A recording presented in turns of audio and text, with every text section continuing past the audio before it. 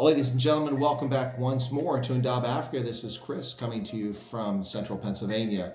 On the 25th of May 2020, Memorial Day here in the United States, where we recognize and mourn those who've fallen in service to the nation in uniform each and every year on the last Monday of the month. This year, the last Monday of the month, corresponds with the Africa Day celebrations that take place across Africa. The 25th of May is celebrated each and every year as Africa Day, in recognition of Africa's independence, freedom, and its effort to end colonialism across the continent.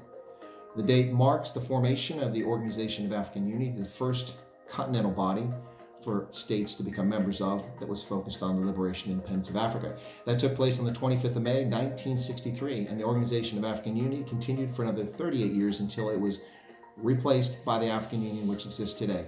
The African Union now celebrates this as Africa Day, May 25th of each and every year.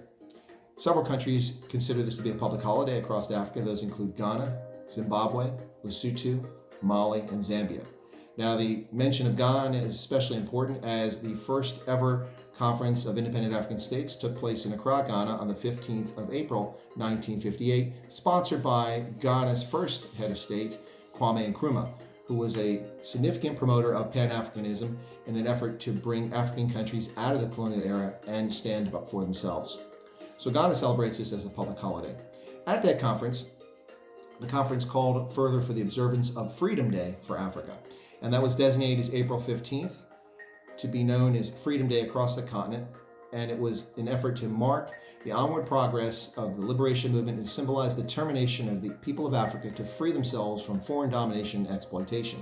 Hence, Freedom Day is the 15th of April each and every year.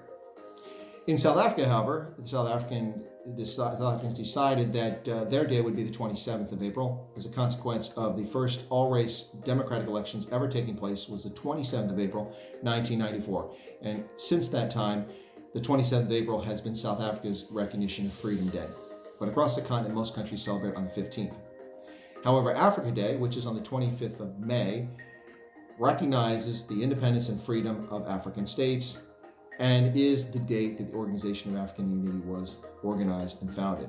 So there you have it, ladies and gentlemen. This year's theme for Africa Day was Silencing the Guns, which is a play off of the African Union's Year of Silencing the Guns in an effort to end conflict and strife across the continent by getting rid of guns, small arms in particular.